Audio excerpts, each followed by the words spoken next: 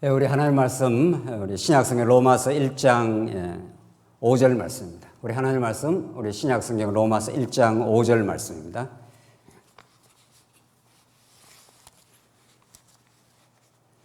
잘신 줄 알고 봉독 드리겠습니다. 로마서 1장 5절 말씀입니다.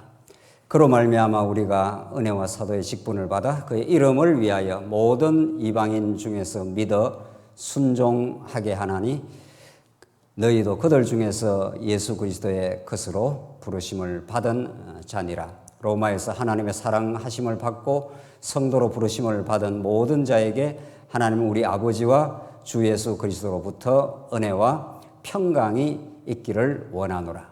우선 7절까지 봉독드렸습니다. 오늘은 지금 로마서에 개진되고 있는 놀라운 언약에 근거한 칭의의 복음을 우리가 지금 살펴가고 있습니다. 성경에 나오는 모든 그 언어들, 성경에 나오는 모든 용어들이 세상의 용어들을 계시 방편으로 활용하고 있긴 합니다만은 그것이 담고 있는 그 의미, 그 깊이는 세상에서 우리는 파악할 수 있는 그런 의미는 전혀 아닙니다.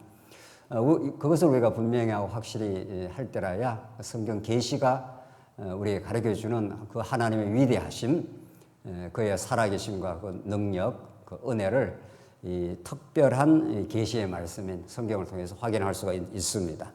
오늘 지금 로마서 앞부분 서론 부분을 우리가 확인하고 있는데 이 부분을 우리가 제대로 이해하게 되면 로마서 전체를 이해하는 가장 중요한 이제 그 핵심을 우리가 확인하게 됩니다. 오늘 지난 시간 복음이라는 것이 도대체 어떤 성격을 가지고 있는가, 복음의 핵심 내용은 무엇인가, 이제 그런 내용들을 이어서 오늘 그 복음이 가지고 있는 그 능력, 복음이 복음답게 전달되고 우리에게 깨달아지면 어떤 그 능력을 발휘하게 되어서 우리에겐 참된 기쁨이 되는가, 이런 내용으로 로마서는 너무도 치밀하게 그 내용이 압축적으로 전개되고 있습니다.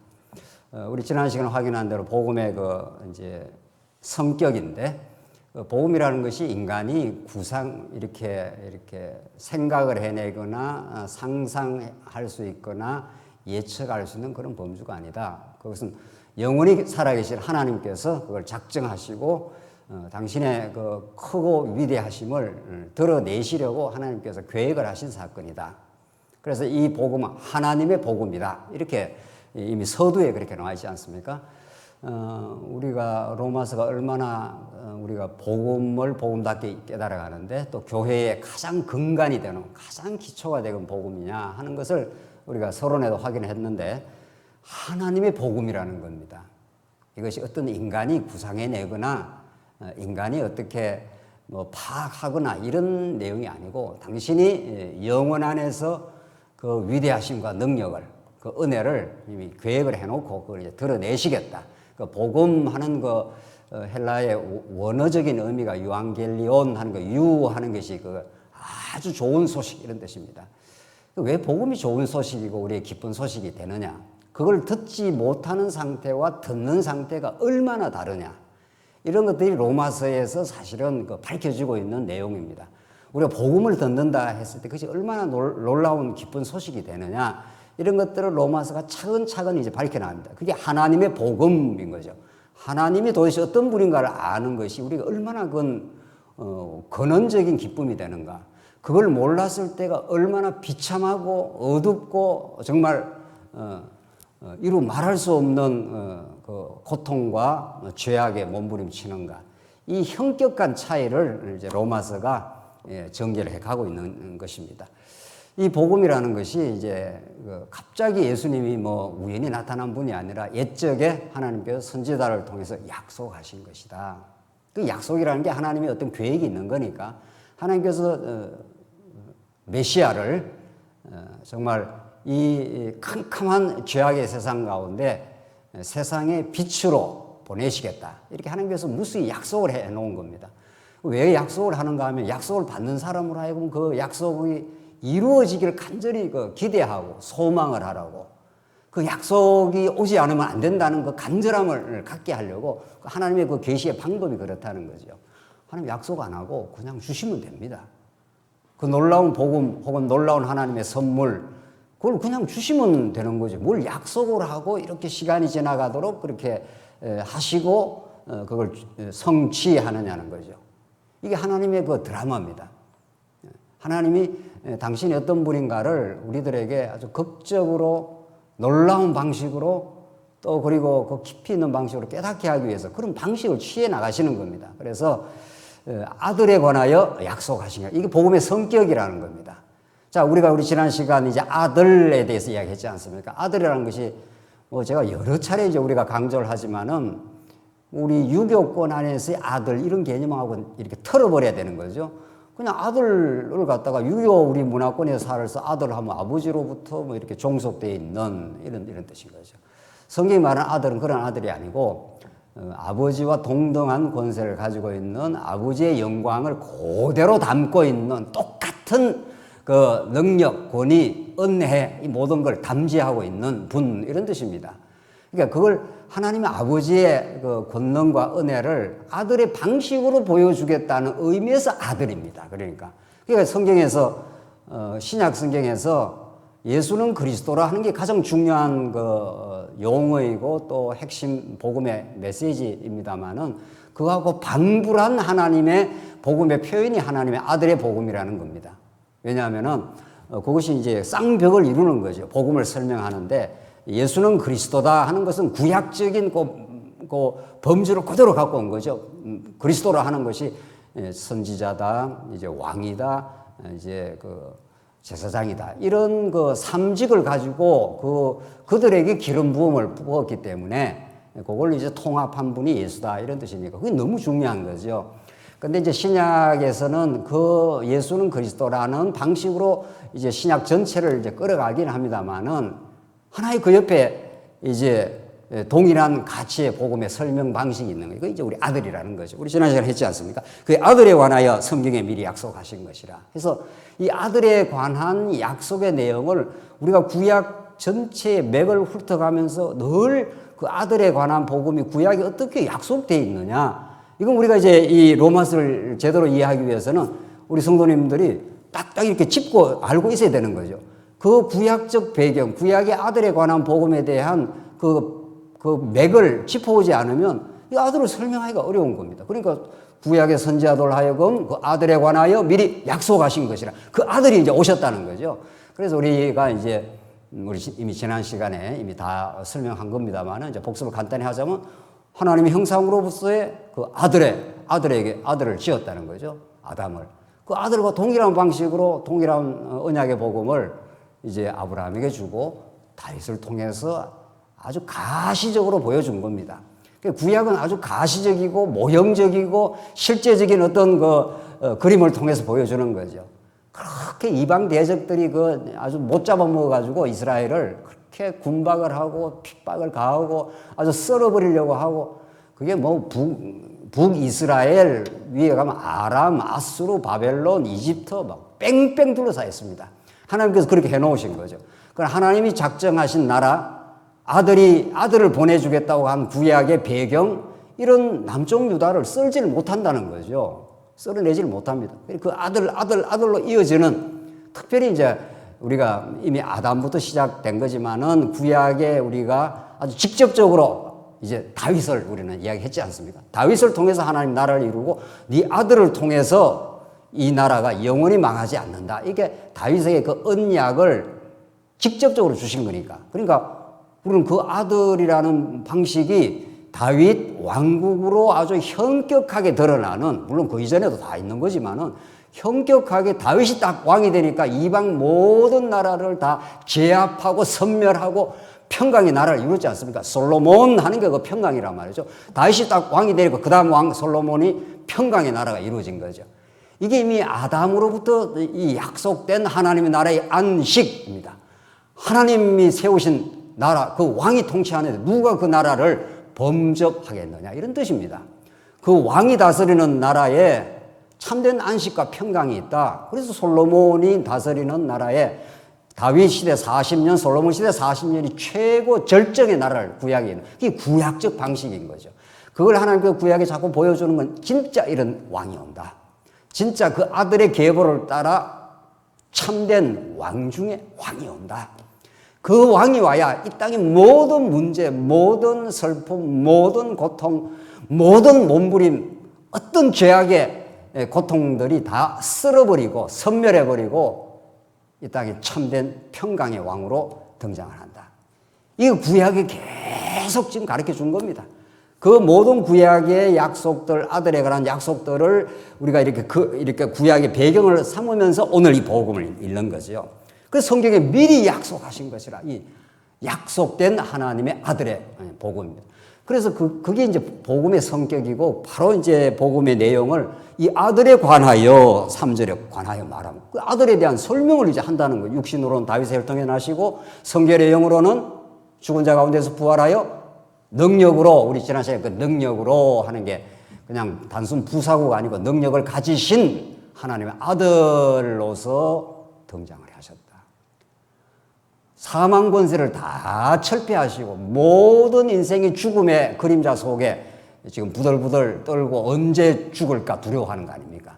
그러니까 우리가 코로나라는 것을 우리가 이렇게 좀 이제 힘들긴 해요. 답답하고 어려우면 그걸 우리는 모든 이 땅에 계시는 죽음의 정상들을 지금 보여주는 것이고 그걸 통해서 우리가 아들의 복음을 우리가 깨달아라는 거죠. 어떤 것도 이 땅에 일어난 어떤 것도 하나님의 아들의 복음을 깨닫게 하는 방편 아닌 게 없습니다. 그래서 오늘 우리 지난 시간 죽은 자들 가운데서 부활하여 능력을 가지신 하나님의 아들로 선포되었으니 이게 복음이라는 거죠. 그러니까 죽음의 정상이 여러분과 저에게는 범접을 못합니다. 사실은 우리가 복음의 능력으로 무장이 되어 있고 그 깨달음이 우리에 주어진다면은 죽으면 죽는 거지 이렇게 되는 거죠. 육신이 죽을 뿐이지 이미 우리는 부활이요 생명이신 예수 그리스도 안에서 살아서 나를 믿는 자는 영원히 죽지 않는다. 이런 복음이 하나님의 아들 복음 속에 들어와 있지 않습니까? 자, 그런 그 복음의 내용을 설명하면서 우리 지난 시간 이제 마지막에 주 예수 그리스도라고 해서 그냥 시간이 다 돼서 언급하고 지나 그걸 다른 말로 말하면은 하나님의 아들에 관한 복음인데 그게 다시 요약을 하자면 주 예수 그리스도다. 지금 그걸 마지막에 우리 지난 시간 이제 한 거죠. 그러니까 하나님의 아들의 복음인데 이제 이걸 바울이 요약을 하면서 주 예수 그리스도이시니라 이렇게 한 번 더 요약을 해주는 거죠. 그냥 예수 그리스도가 아니고 주 예수 그리스도. 이걸 사실은 헬라어 원문맥 따라 번역하면 주 예수 그리스도라면 우리는 조금 이렇게 덜 와닿아요. 예수 그리스도가 주신이라 이런 뜻입니다. 본문 맥락 그대로 따라가면 예수 그리스도라고 구약에 약속된 그분이 바로 큐리오스 하는 건 여호와하고 동등 권세입니다. 동등한 말이란 말이죠. 여호와가 구약의 만물을 이렇게 지으시고 만물을 통치하시고 모든 걸 관장하시는 여호와 하나님이지 않습니까? 그분이 신약에 와서는 예수로 등장하고 그분이 주님이시다. 주 예수 그리스도, 예수 그리스도가 만주의 주다 이런 뜻입니다. 그게 복음이다 이런 뜻입니다. 이게 왜 복음이 되냐고요.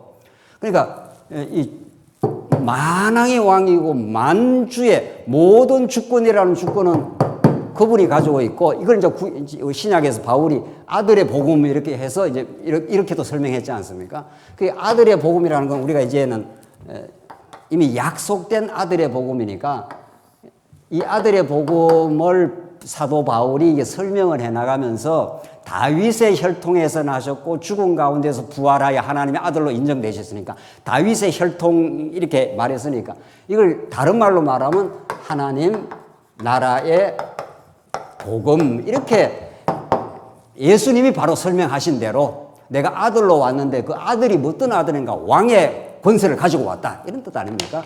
그러니까 아들의 복음이라는 것을 더 우리가 아주 리얼하게 깨닫게 하기 위해서 우리는 로마서부터 전개되는 이 서신서는 이미 사복음서에서 전개된 하나님의 나라의 통치자로 오신 예수 그리스도와 아주 이게 맥락적으로 동일한 거 아닙니까? 표현을 달리 하는 거란 말이죠.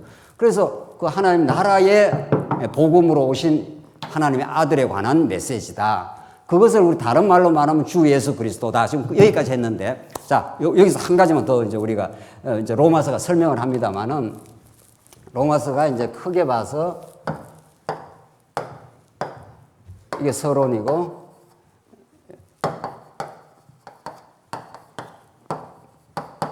이렇게 크게 지금 네 구분되어 있지 않습니까? 더 본론은 이게 크게 세 부분이고, 그럼 사실은 이제 서론이 중요합니다. 이게 왜냐하면 여기 하나님의 복음이라는 말이 나왔고, 복음이라는 말이 나왔고, 이게 약속이라는 말이 나왔고, 아들이 나왔기 때문에 이게 다 설명을 이미 다 아주 원리적으로 딱 이렇게 함축해서 하고 있는 겁니다. 이걸 풀어가는 게 이 내용인 거죠. 이걸 풀어가는 게. 그러니까 이 내용이 얼마나 중요하냐. 이것이 왜 우리에게는 아주 실감나게 말하면 기쁜 소식이 되느냐.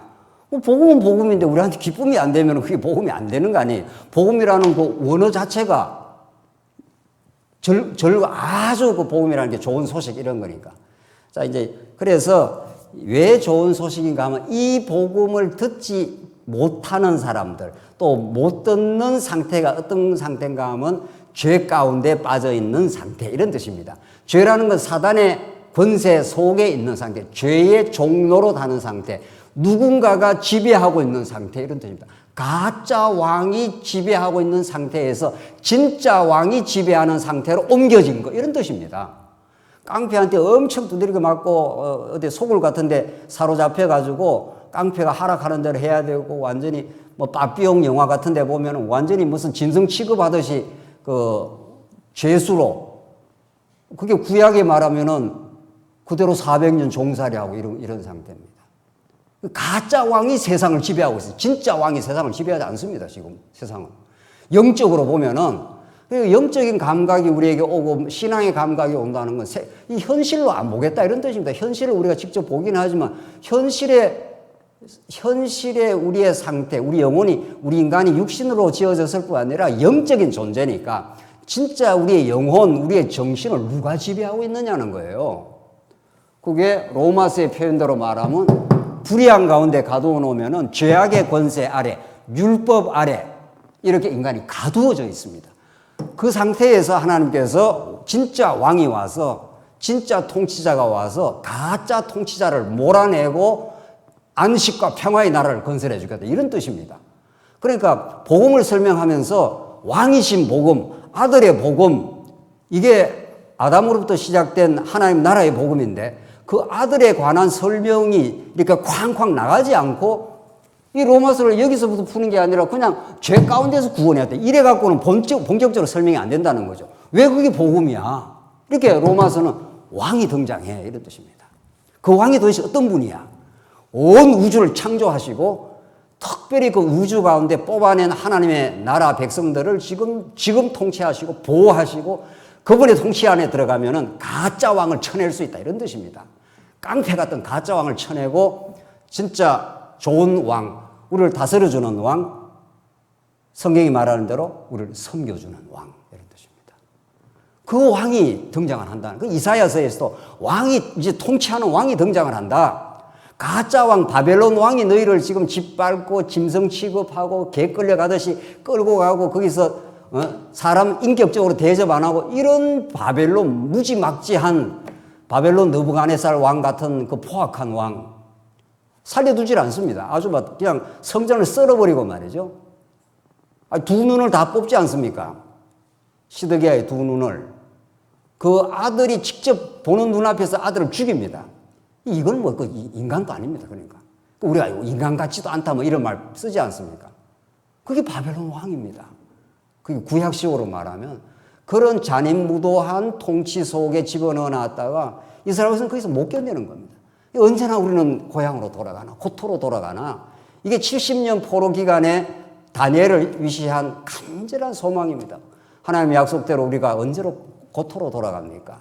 언제 우리는 여호와 하나님의 그 은혜로우신 통치 속에 살게 됩니까? 이게 구약의 표현들입니다. 전부 400년 애굽 종살이도 마찬가지입니다.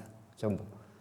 그래서 우리가 영적 감각이 생긴다는 것은 우리가 얼마나 죄의 종노를 하고 있었던가, 과거에. 그래서 가짜 왕의 지배를 받고 있었던가, 그 가짜 왕 속에 나가 들어있는 겁니다. 문제는. 나라는 가짜 왕이 있는 겁니다. 나라는 우리 실체 속에 그 뒤에 사단의 종노를 하면 너가 왕 노릇해. 너가 삶의 주인이야. 너가 대단한 존재 아니야. 이렇게 끊임없이 부추깁니다. 그래서 끊임없이 인간은 그 불의에서 스스로 벗어나지는 못합니다. 여기서 스스로 못 벗어납니다. 그러니 하나님의 의로우시는 하나님의 나라와 그 의를 구하라 하신 그 예수가 등장 안 한다. 그때 우리는 안식, 평화, 하나님과의 화평, 이 모든 그 언약이 만들어내는 예수 그리스도의 그 아들이 우리에게 선물하시는 모든 즐거움, 그 기쁨, 그 감사함, 그걸 얻을 수 있다 이런 뜻입니다. 그걸 진짜로 얻어본 사람은 하나님을 예배 안 하고 못 삽니다. 이때 예배는 하나님을 예배하고 우리 성도를 섬기는 일이란 말이죠. 그런 삶으로 안 갈 수가 없습니다. 그의 왕의 통치와 그의 기쁨을 얻어본 사람은 여호와 하나님을 섬기는 것이, 우리가 하나님을 예배하고 경배하는 것이 우리 인생의 본분이다. 그 여호와 하나님으로 참된 감사와 기쁨을 얻어본 사람은 지체를 사랑하고 지체를 섬기고 싶고 그렇게 안 하고는 못 삽니다. 그게 신뢰간 예배입니다. 로마서가 그 복음을 우리에게 전달해 주고 있는 거죠. 자, 그래서 우리는 우리 지난 시간 우리 주 예수 그리스도시니라 하는 것이 왜 복음이냐, 왜 아들의 복음을 이렇게 표현을 하고 있느냐. 아들의 복음이라 하기도 하고 주 예수 그리스도라 하기도 하고, 그가 참된 주인이 되어 주셨다. 그래서 우리는 그분을 알고 나면은 뭐 염려, 걱정, 미래 뭐 이런 것들이 다 허황된 자기의 어떤 계획 속에서 나온 것들이란 말이지. 이래야 될까, 저래야 될까, 이게 전부 자기가 주인됨에서 벗어난 주님을 알게 되면 오늘 하루를 우리는 받아들이고 하루하루 하나님의 은혜 속에 살고 그래야 되는 거죠. 5절 보시면 그로 말미암아 우리가 은혜와 사도의 직분을 받아 그의 이름을 위하여 모든 이방인 중에서 믿어 순종하게 하나니. 보십시오. 이제 5절에 보세요. 그로 말미암아 했지 않습니까? 이게 그로 말미암아 디아라는 그 헬라어는 그 채널을 통과하지 않으면 어떤 것도 빠져나오지 않는다 이런 뜻입니다. 그로 말미암아 우리 말도 이게 맞는 그 표현을 잘 한 건데 모든 건 그분으로부터 그분의 채널을 통해서만 흘러나온다. 이런 뭐가 흘러나오느냐 하면은 우리가 은혜와 사도의 직분 이렇게 되어 있습니다. 은혜라는 것은 그분의 채널을 통과하지 않으면 우리에게 선물로 주어지지 않는 것입니다. 그가 바로 주 예수 그리스도를 바로 받아갖고 지금 하는 말 아닙니까? 예수 그리스도를 통하지 않으면 우리 하나님을 은혜를 말할 수가 없다. 그분으로부터 모든 하나님의 영원한 여호와 하나님의 그 영원한 모든 것들이 흘러나오는 유일한 통로다. 그러니까 예수가 나는 뭐라고 했습니까? 길이요 진리요 생명이라. 그러니까 구약에 그렇게도 많이 나오는 여호와 하나님의 그 은혜와 능력은 예수 그리스도 한 분에게 완전히 집중되어 있고 그분을 통해서만 빠져나갑니다. 그게 그로 말미암아 이런 뜻입니다. 또 우리가 은혜와 사도의 직분을 받아. 바울한테는 너무 실감이 나는 거죠. 바울은 율법을 얼마나 지키려고 예를 썼습니까? 이제 본문 들어가서 더 자세하게 나옵니다만 여기 율법 문제가 나온단 말이죠. 바울은 이게 율법을 지켜서 스스로가 의롭다고 착각을 했어요. 성경은 복음은 하나님 율법을 주신 것은 의가 없다는 걸 깨닫게 하려고 그랬다는 거예요. 이거 하늘과 땅으로 달라지는 거죠. 바울은 스스로 율법을 지켜서 자기 의를 세우려고 했습니다. 그랬기 때문에 은혜의 사건하고는 바울은 대척점에 있는 거. 은혜가 이쪽에 있다면 바울은 끝에 있었던 거죠. 근데 바울만 그런 거냐? 그렇지 않습니다. 성경에 나오는 모든 인물들은 보편적인 우리 모든 인생을 지금 담고 하나님이 설명을 하는 거죠. 우리도 복음을 깨닫지 않으면 바울과 똑같습니다. 언제나 우리 자신의 의를 위해서 삽니다. 그래서 율법을 알든 모르든 이제 로마서에 나옵니다. 율법이 있는 자에게는 율법이 법이 되고 율법 없는 자에게는 자기 양심이 법이 되어서 자기가 그렇게 삽니다. 우리가. 그래서 모든 인류는 불의한 가운데 하나님이 가두는 모든 인류는 자기가 법이 되는 겁니다. 나는 이렇게 의롭게 살아가고 있다. 내하고는 너하고는 다르다. 이런 이 분별심이 생긴 거죠. 이게. 그리고 성경은 그렇지 않습니다. 모든 사람을 불의한 가운데 율법 아래 가두어서 다 죄인 만들었다. 이런 뜻입니다. 그걸 깨달아야 로마서에 이쪽으로 넘어가게 되어 있습니다. 모든 자를 하나님께서 불의한 것 때문에. 그리고 죄인은 아니죠. 의인은 없나니? 어떻게 해요?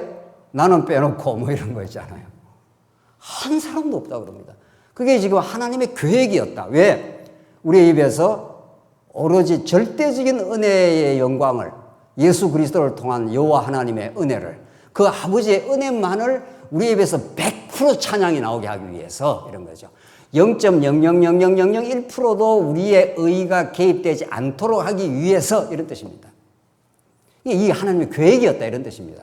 하나님, 이게 그냥 복음 다입니다. 이게 복음. 뭐 이런 거 뭐 필요합니까? 이런 게. 그냥 이 복음으로 복음 그냥 깨닫게 하면 되는 거죠. 우리가 지금 창세기를 공부하고 있습니다만은 에덴 동산 그 좋은 하나님의 나라를 그냥 주면 되는 겁니다. 그게 왜 선악과와 생명과를 만들어 놓느냐고요. 선악과 때문에 죄라는 게 발생하지 않습니까? 똑같습니다. 지금 로마서나 창세기나 똑같아요. 그냥 이게 복음을 하나님께서 그 아들을 우리에게 그냥 세워주면 되는 겁니다. 그 아들이 통치하는데 왕의 통치가 있는데 누가 그 왕의 통치에 범접을 합니까? 그런데 그 안에다가 선악을 알게 하는 나무를 세워놓지 않습니까? 죽어 살리려고. 더 정확하게 말하면 살려서 그 은혜의 영광을 찬미하게 하려고 죽이는 거죠. 그래서 죄라는 것은 이 복음이 복음되게 하기 위한, 복음을 복음되게 하기 위한 과정적 방편입니다. 아주 적극적인 방편입니다. 캄캄한 어두움이라야 새벽 여명의 빛, 그 별이 빛나는 거죠. 그래서 여러분과 저에게는 고난이 있고 과거에 우리 죄의 몸부림이 있었습니다. 그래서 우리가 괴로워도 했고 몸부림도 쳤고 정말 어디가 길이냐고, 어디로 가야 우리가 참 삶의 길이냐고 우리가 그렇게 몸부림 쳤고 지금도 때로는 죄에 허덕일 때가 있는 겁니다. 왜? 하나님께서 자꾸 그걸 경험시키는 겁니다. 네가 주인데 한번 살아봐. 그게 얼마나 괴로운 일이고 그게 얼마나 불안한 일이고 그러냐고.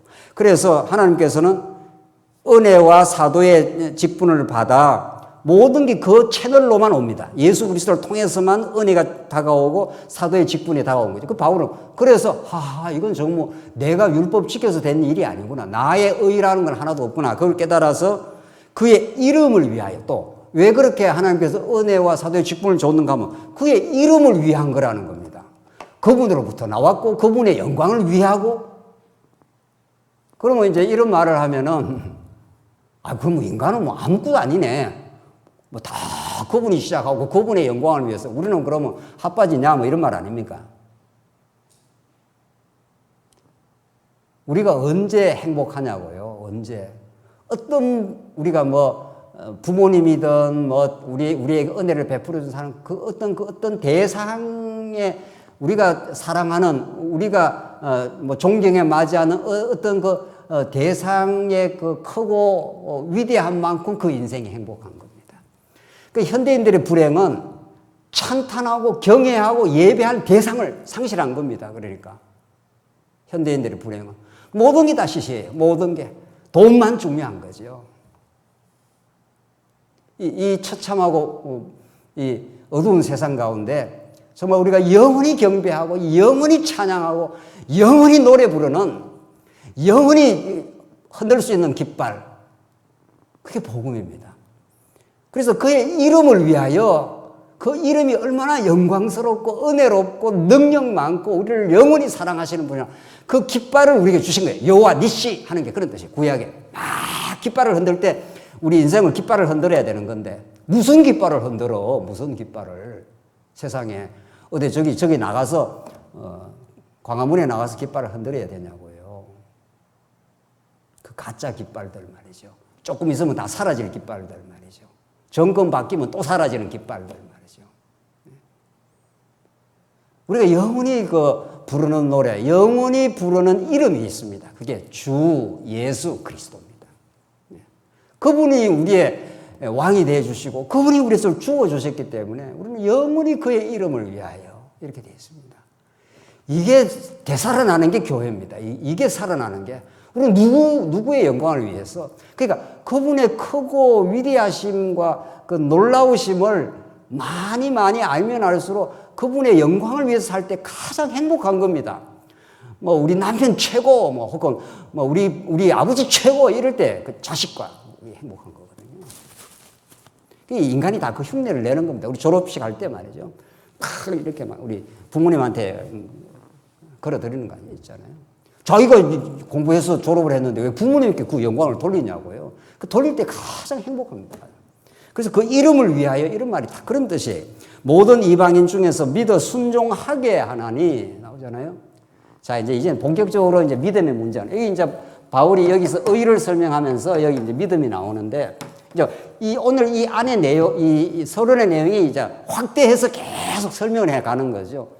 그래서 예수 그리스도의 그 이름, 그 아들의 이름 똑같습니다. 아들의 이름이나 예수 그리스도의 이름이나 그걸 이제 믿어 순종하게 한다 이 말이 나오잖아요. 이런 말들은 우리가 하도 많이 들어가지고 우리가 그저 이게 성경이 말하는 진짜 믿음, 성경이 말하는 진짜 순종 이런 것들을 좀 낯설게 볼 필요가 있습니다. 우리가 교회를 오래 다니다 보면 그냥 뭐 늘 들었던 이야기란 말이죠. 그냥 믿음이라는 게 믿음을 가지는 거구나. 뭐 순종하는 그런 뜻이 아닙니다. 성경이 말하는. 그래서 우리가 서론에서 이야기했지만 성경에 나오는 모든 언어들은 세상의 언어를 이렇게 쓰긴 씁니다만은 그 의미의 근원이 다른 거 아니겠어요? 세상에서는 누굴 믿는다 하는 거 뭐 이런 말 많이 쓰지 않습니까? 그래서 성경이 말해서 믿음 하는 것은 전제가 다릅니다.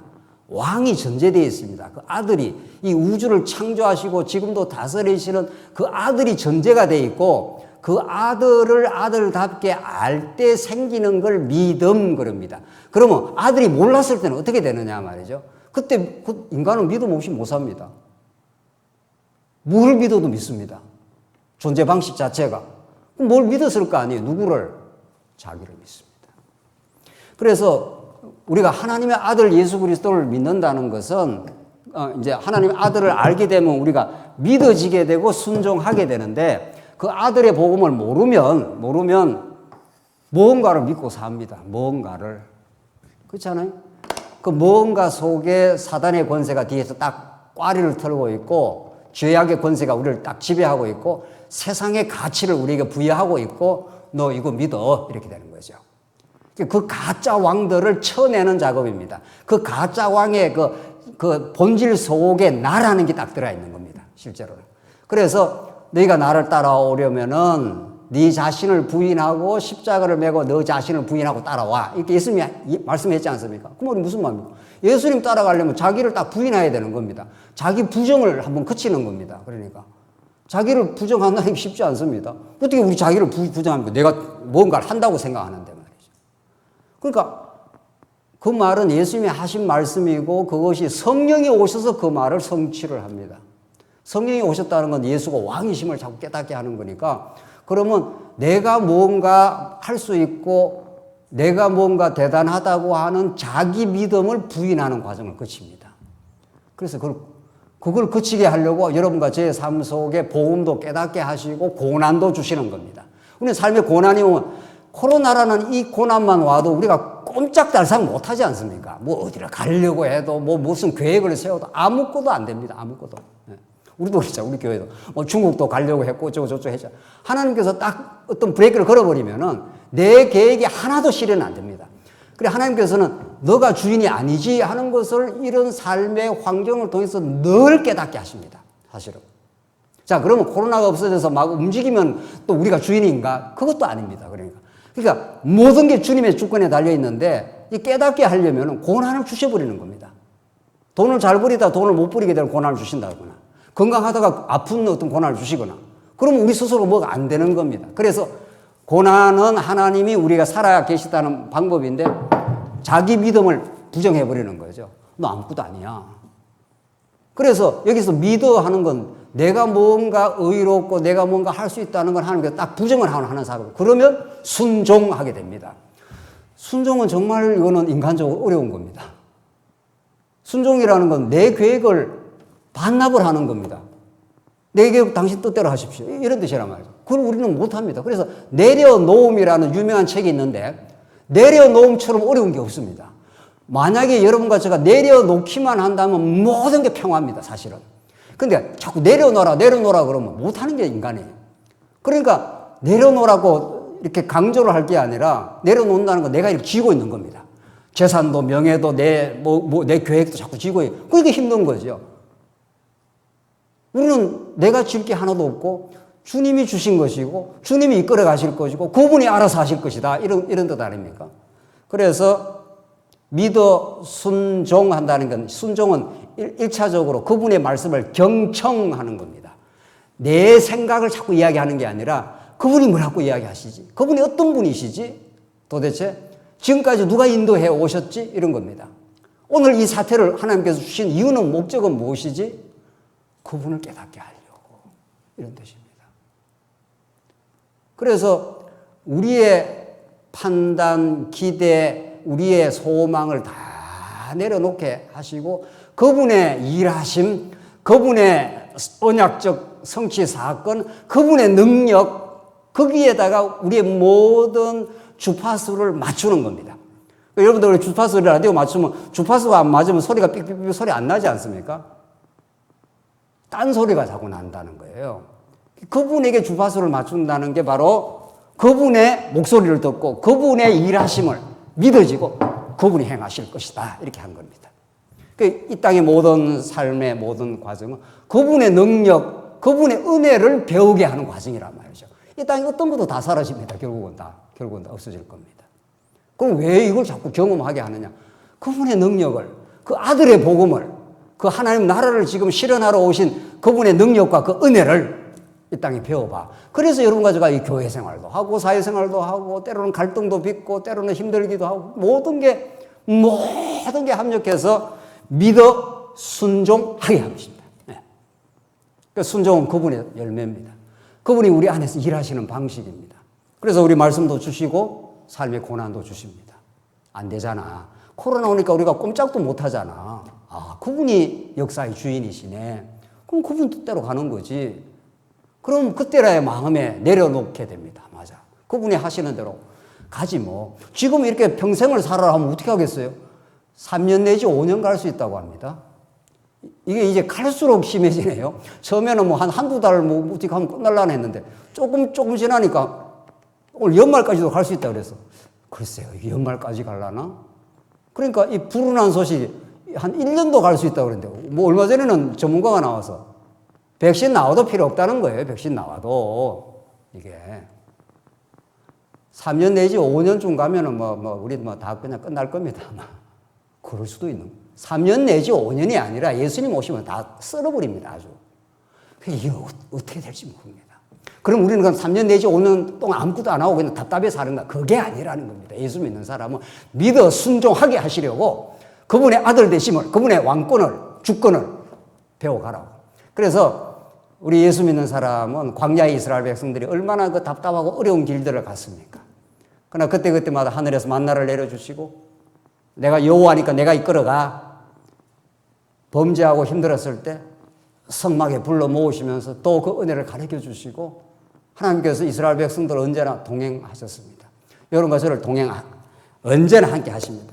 그래서 그 아들의 복음을 자꾸 더 깊이 믿어 순종하게 만드는 게 복음의 능력이라. 오늘 본문은 그런 말씀입니다. 그 복음만이, 능력만이 우리를 믿어 순종하게 하지, 복음이 들리지 않고 깨달아지지 않으면, 또 삶의 고난이 오지 않으면 우리는 내가 스스로를 어떻게 하려고 하는 거죠. 6절, 너희도 그들 중에서 예수 그리스도의 것으로 부르심을 받은 자니라. 이 얼마나 참 멋들어진 표현입니까? 너희도 그들 중에서 예수 그리스도의 것으로, 예수 그리스도의 소유로, 예수 그리스도의 가장 사랑받는 대상으로, 이런 뜻입니다. 그리고 구약에서, 출애굽기에서 너희들은 내 소유된 백성이니 제사장 나라요 거룩한 백성이라. 그 소유된 백성 하는 세굴라 하는 게 가장 보배로운 것, 이런 뜻입니다. 그러니까 그거는 우리가 하나님의 자녀 아닙니까? 우리 자녀가 세상 어떤 거하고도 바꾸지 않는 최고의 가치입니다. 하나님 그렇게 보시겠다는 거 아니에요? 그래서 그 소유된 백성, 나의 소유물 하는 게 물건 취급하는 그런 소유물이 아니라 가장 인격적 사랑의 대상입니다. 어떤 거하고도 안 바꾼다, 이런 뜻입니다. 그게 하나님의 사랑의 대상입니다. 이게 예수 그리스도의 것, 이런 뜻입니다. 7절 로마에서 하나님의, 바로 뒤에 나오지 않습니까? 로마에서 하나님의 사랑하심을 받고 성도로 부르심을 받은 모든 자에게, 세상에 이렇게 표현합니다. 우리는 하나님의 사랑하심을 받은 자고 성도로 부르심을 받은. 성도가 뭡니까? 성도가. 우리는 과거에 아무리 어떤 범죄를 저질렀어도 하나님 앞에서 패역하고 반역한 존재지만 그냥 거룩한 백성이라. 우리의 조건, 우리의 행위하고 아무 상관없습니다. 그 복음은 아무런 조건하고 상관없습니다. 우리가 부모의 아들 되는데 어떤 아무 조건이 없듯이 이런 뜻입니다. 이 영원한 정체성, 이 든든한 우리 자신에 대한 이해. 성도님들, 우리 어려운 가정에서 만약에 태어났다 치십시다. 오늘도 어떤 분하고 그런 이야기를 했는데, 자기는 부모에서 자라면서 못난이라고 자꾸 불렀답니다. 그래서 자기가 못난인 줄 알았다는 거예요. 예수 믿기 전에. 그래서 누가 자기를 잘났다고 그러고 괜찮아, 예쁘네 하면 그걸 받아들일 수가 없었답니다. 이게 그렇게 사실은 현상적으로 좀 무서운 겁니다. 자꾸 못난이 진짜 못난이로서의 자기를 생각합니다. 그게 행복할 수가 없습니다. 왜 세상 사람들이 참된 행복과 기쁨이 없습니까? 자기를 못난이로 보기 때문입니다. 자기는 다 남들보다 더 뛰어나지 않으면 못난이로 보는 겁니다. 그래서 이 무서운 열등감, 그 뿌리채 뽑아낼 수 없는 열등감, 학교를 좀 못 나왔거나, 뭐 돈이 좀 없거나, 키가 아주 좀 적거나 이러면 평생 그 낙인에서 못 벗어납니다. 그 무서운 겁니다, 사실은. 그게 세상이 이렇게 낙인을 찍는 겁니다. 넌 형편없잖아. 이렇게 세상이 그건 규정한 거지 하나님이 규정한 게 아닙니다, 사실은. 하나님은 어떤 조건하고 상관없이 너는 내 사랑하는 아들 이렇게 규정을 해주는 겁니다. 복음은 그걸 아들의 복음이라고 그러는 겁니다. 아들의 복음이라고. 너는 예수 그리스도를 통해서 내가 가장 사랑하는 백성이야. 세상에서 어떻게 규정하든 상관없어. 세상은 제가 그래 가끔 그러면 어떤 놈이 정한 거야. 어떤 놈이 나를 그렇게 규정을 해, 세상에.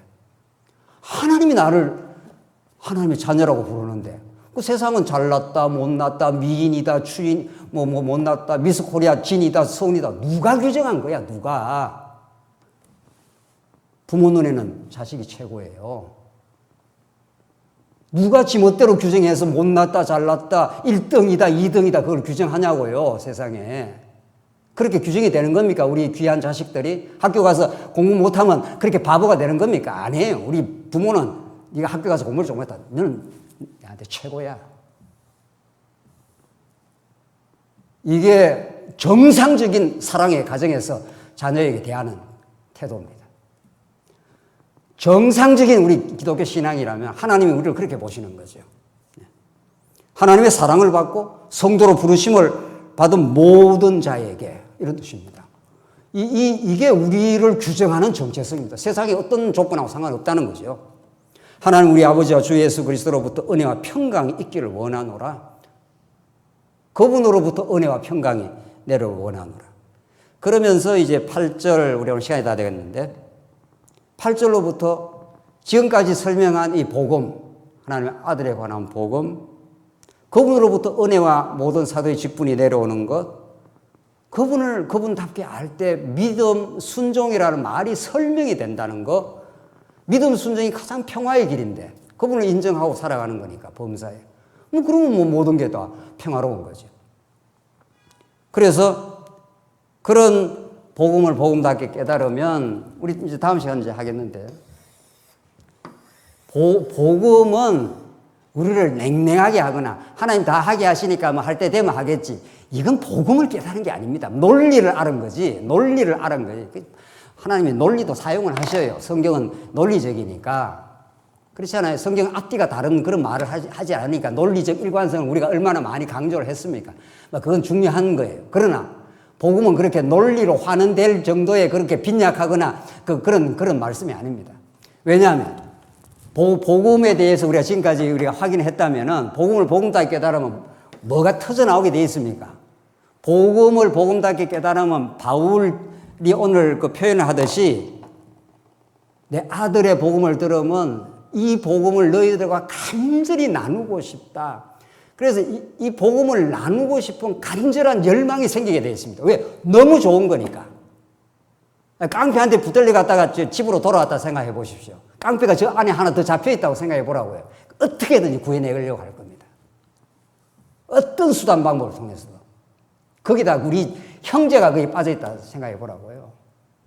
그래서 복음은 그렇게 냉랭하거나 뭐 논리적 일관성으로만 설명되는 그런 말씀이 아닙니다. 바울이 너무 뜨겁습니다. 이 복음을 나누고 싶고 너희들이 가고자 했는데 길이 막혔고 그래서 지금도 기도하고 있고 복음은 그런 간절한 기도와 간절한 소원으로 열매 맺게 되어 있습니다. 그래서 그 간절한 기도와 열망을 우리에게 주시고 그것을 이루어내십니다. 또 하나님께서. 사랑하는 성도님들, 복음을 복음답게 들으셨습니까? 복음을 복음답게 들으시고 지금 복음과 함께 그렇게 살고 싶은 소원이 있습니까? 그것이 우리에게 그런 열망이 없다면 복음을 들은 게 아닙니다. 논리를 들었거나 무슨 잘못 뭘 지금 먹었거나 뭔가 지금 문제가 있는 거죠. 복음을 복음답게 들으면 이 아들의 복음 안에서 그 9절만 보고 끝내죠. 내가 그의 아들의 복음 안에서 내 심령으로 섬기는 하나님이 나의 정인이 되시기나 항상 내 기도에 쉬지 않고 너희를 말하며 이렇게 되어 있습니다. 그 기도가 끝나질 않습니다.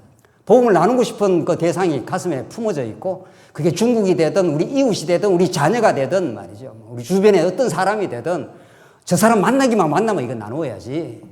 이게 없으면 이미 복음을 들은 상태가 아니라는 거죠. 지금 성경이 그렇게 말하잖아요. 복음은 우리는 그런 강렬한 소원을 주죠. 그러니까 하나님께서 우리 마음 가운데 소원을 주시고 행하게 하시나니 빌립보서의 말씀이 다 그런 겁니다. 바울을 지금 추동하고 있습니다. 바울을 막 밀어붙이고 있는 거죠. 나는 예루살렘도 가고 로마도 가야 되겠어. 로마 가면 누구 환영을 해줍니까? 죄수의 몸으로 가는데도 내가 로마를 가고 싶다. 그 로마가 여러분과 저에게는 우리 이웃이 될 수 있고 우리 자녀가 될 수 있고 우리 교회 성도들이 될 수 있고 복음 안에서 아직 기쁨을 누리지 못하는 그 복음을 듣긴 들었는데 이게 마음에 기쁨이 없어 세상에. 그런 사람들이 눈에 자꾸 밟히고 나누고 싶은 겁니다. 하나님 이 복음을 이 기쁜 소식을 우리 가족들과 우리 지체들과 우리 이웃과 우리 중국에 있는 성도들과 저기 멀리 있는 네팔에 있는 성도들과 자꾸 눈에 밟힙니다. 그래서 복음을 복음답게 들으면 그냥 못 삽니다. 복음을 복음답게 들으면 그 소원이 우리를 움직이고 있기 때문에 그 강렬한 열망이 우리를 움직이고 있기 때문에 무엇을 해도 사업을 하든지 공부를 하든지 뭘 해도 상관없습니다. 그 복음이 우리 삶의 원동력이 될 것이고 하나님이 이렇게 우리에게 소원을 주시는 거구나. 그래서 만나는 사람마다 대면하는 모든 삶의 사태에서 복음을 깨닫고 기회만 있으면 복음을 나누고 싶어 하는 겁니다. 이 열망이 우리 장안중앙교회에 좀 더 크게 말하면 우리 말씀운동에 많이 상실된 슬픔이 있습니다.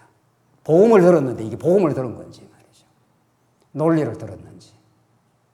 복음을 들으면 여러분과 제 삶을 놀랍게 하나님께서 변화시켜 갈 것이고 참된 소원을 주실 겁니다. 그 소원이 우리를 끌어가는 참된 기쁨의 삶이 있길 바랍니다. 기도하십시다. 자비하신 하나님 아버지 은혜를 감사합니다. 정말 우리 아들의 복음, 하나님 나라에 관한 복음, 이 복음 듣지 않으면 우리가 얼마나 처참하고 죄에 시달리며 자아의 우상에 빠져서 살 수밖에 없는 우리 인생들에게 찾아와 주셔서 너무도 감사합니다. 이 복음을 참으로 복음답게 듣고 이제 나누기를 원합니다. 우리 주변에 우리 멀고 가까이 있는 우리 지체들에게 이 기쁨의 소식이 전파되게 하시옵소서. 예수 그리스도의 이름으로 기도하옵나이다. 아멘.